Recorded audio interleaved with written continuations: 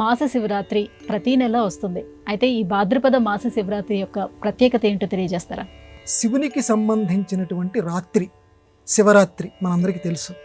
రాత్రి అనే పదం అజ్ఞానానికి ప్రతీక. అజ్ఞానాన్ని విచ్ఛేదం చేసేటువంటిది శివరాత్రి. అక్కడ ప్రధానంగా జ్యోతి ఆవిర్భవించింది 12 గంటల సమయం అంటే మనలో అజ్ఞానం పోగొట్టడం దాని యొక్క ప్రధానమైనటువంటి ఉద్దేశ్యం. అందుకే అందరికీ రాత్రి అయినటువంటిది యోగులకి పగలు, అందరికీ పగలైనటువంటిది యోగులకి రాత్రి అని భగవద్గీత చెప్పినట్లుగా ఇక్కడ శివరాత్రి అంటే అజ్ఞానాన్ని పోగొట్టేటువంటిది. ఈ శివరాత్రి కేవలం మాఘమాసమే కాకుండా అది మహాశివరాత్రి, అన్నిట్లోకి గొప్ప శివరాత్రి. ప్రతి నెల కూడా చతుర్దశి నాడు మనకి మాస శివరాత్రి కింద జరుపుకోమన్నారు మన పెద్దలు. ఎందుకనంటే కేవలం మాఘమాసం అనే కాదు, ప్రతిరోజు కూడా అసలు జరుపుకోవాలి. అసలు నిజానికి చెప్పవలసి వస్తే ప్రతిరోజు కూడా శివస్మరణ చేస్తూ ఉంటే అది శివరాత్రి కిందే వస్తుంది. ప్రత్యేకంగా చతుర్దశి నాడు ప్రతి నెలలో ఎందుకు జరుపుకోమన్నారంటే శివజ్యోతి ఆవిర్భవించినటువంటి రోజు కాబట్టి దానికి ప్రతీకగా మాస శివరాత్రి జరుపుకోమన్నారు.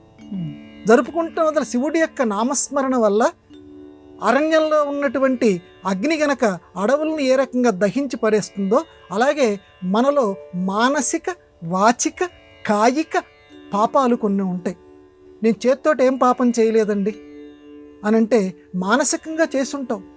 మానసికంగా తప్పుడు భావనలు నీకు వచ్చి ఉంటాయి. ఆ తప్పుడు భావనలు ఏవైతే మన మనస్సులోకి వచ్చాయో ఆ తప్పుడు భావనలు మనకే తెలియకుండా ఉంటాయి. వాటిని మూటగట్టుకొని మనం వెళ్ళకూడదు ప్రపంచం నుంచి సెలవు తీసుకునేటప్పుడు. అందువల్ల ఎప్పటికప్పుడు ఆ పాప రాశిని మనం దగ్ధం చేయాలి. దగ్ధం చేయాలంటే దానికి ఏకైక శరణ్యం శివశరణ్యం. శివుణ్ణే స్మరించాలి. అంతరాయ తిమిరోపశాంతి అని విఘ్నేశ్వర ప్రార్థన ఎలా చేస్తావో ఆ రకంగానే ఆ విఘ్నేశ్వరుణ్ణి కన్న తండ్రి అయినటువంటి శివుడు ఆ శివస్మరణ చేస్తేనే చంద్రాననార్థ దేహాయ అని అనుకుంటేనే ఈ మాస శివరాత్రి జరుపుకుంటేనే పాపరాశి ఆ 29 రోజుల్లోనూ చేసినటువంటి పాపరాశి ఏదైతే ఉన్నదో అది ఈ ఒక్కరోజు, మిగతా రోజుల్లో నీకు సమయం లేకపోతే కనీసం ఈ ఒక్కరోజైనా సరే మాస శివరాత్రి నాడు ఆ శివస్మరణ చెయ్యి. పుణ్యప్రదమైన రోజు. ఎందుకంటే చతుర్దశి ఈరోజు శివుడు ఆవిర్భవించినటువంటి రోజు. శివరాత్రి నాడు ఏ రకంగా ఉపవాసం ఉంటావో ఈరోజు ఉపవాసం ఉండటానికి ప్రయత్నం చేయమంది. నేను ఉండలేనండి, నాకు కార్యాలయ పనులు ఇవన్నీ ఉన్నాయా, ఉపవాసం చేయి.